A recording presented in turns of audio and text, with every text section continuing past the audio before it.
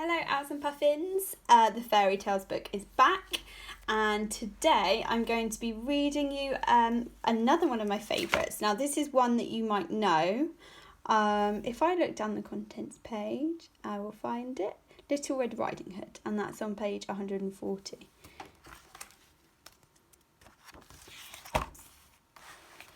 Again, I'm going to be showing you the picture, so if you want to pause here, you could be having a look at the picture.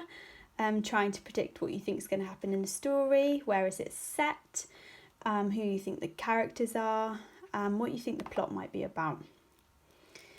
If you don't want to pause it, you can just listen and enjoy it from here. So, Little Red Riding Hood. Long ago, there was a little girl who lived near the dark woods. Everybody knew her as Little Red Riding Hood because she always wore a velvet red cloak and a hood that her grandmother had made for her. One day her mother asked her to put on her cloak and hood and go to visit her grandmother, who was very ill. She put some eggs and butter and a cake in her basket. Run along now, she said. Keep to the path and don't be long. The grandmother lived in a cottage at the other side of the woods, and Little Red Riding Hood knew her way there very well. She could have been there and back in no time at all if she hadn't stopped to talk to a wolf on the way. Bet she did. The wolf was watching out for something rabbity to eat, but when he saw the flash of the red cloak, he stopped sniffing the grass and lifted his snout in the air. Now he could smell something much tastier than rabbits, a basket full of cake and eggs and butter. He licked his chops and stepped right into the middle of the path and waited for Little Red Riding Hood.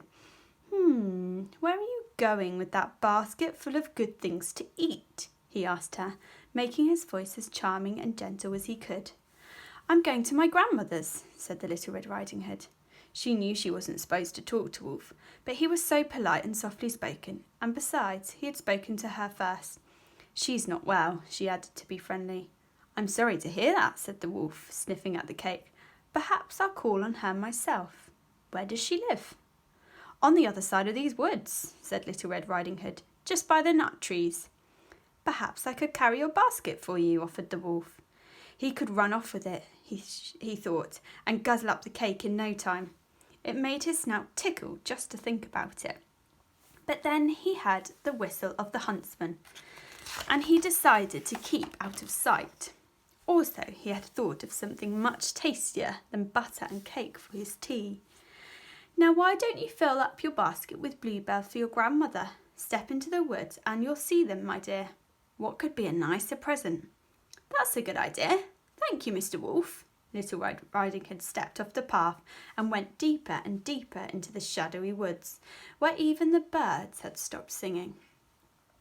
Straight away, the wolf ran like the river to the grandmother's cottage, sniggering to himself all the way. He knocked up on the door. Tappity tap tap, and he heard the old lady call out. Who is it? It's Little Red Riding Hood, grandmother, he said, as light and sweet as he could. Oh, lovely. I can't come to the door, my dear, because I'm in bed. Lift up the latch and come right in. And in went the wolf with his long, wet tongue and his sharp, yellow teeth, and his eyes as bright as knives and forks, and he gobbled her up in one quick gulp. But a little skinny grandmother wasn't enough to keep a hungry wolf happy. He could think of something even tastier to eat. He climbed into bed and put on her nightcap and pulled shut the curtains around the bed and waited for Little Red Riding Hood to come along. And at last she came, with the basket brimming with bluebells. She knocked on the door of the cottage. Tippity tap tap tap. Who is it? Came a voice from her side. It's Little Red Riding Hood, grandmother.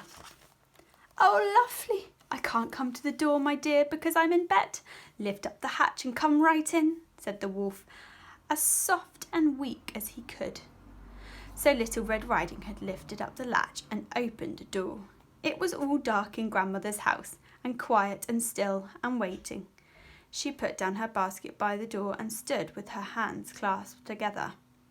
Where are you, grandmother? She whispered. There was no answer but the sound of snoring from her grandmother's bed. Little Red Riding Hood went up to it and stood very still. What loud snores you have, grandmother, she said. All the better to dream of you, my dear. Open the curtains. Slowly she pulled back the curtains round the bed. She could see her grandmother's head on the pillow, with her nightcap pulled round her face. Oh, Grandma, what big ears you have! All the better to hear you with, my dear. Come a bit closer. Oh, Grandma, what big eyes you have! All the better to see you with, my dear. Come closer. But Grandmother, what big hands you have! All the better to hug you with, my dear. Closer. But Grandmother, what big teeth you have! All the better to eat you with, my dear. And with that, the wolf grabbed hold of the Little Red Riding Hood and gobbled her up. Now, the huntsman who had been in the woods happened to be passing the grandmother's cottage when he saw that the door was standing open and heard terrible loud snores coming from inside. When he went a little nearer and he saw Little Red Riding Hood's basket standing by the threshold, full of bluebells and cake and butter. He went a little nearer and he saw the wolf fast asleep in the grandmother's bed. Ha ha, old sinner, caught you at last, have I? He would have shot him at that very minute, but he saw that the wolf was wearing the grandmother's nightcap. Gobbled her up, have you? Let's have a look.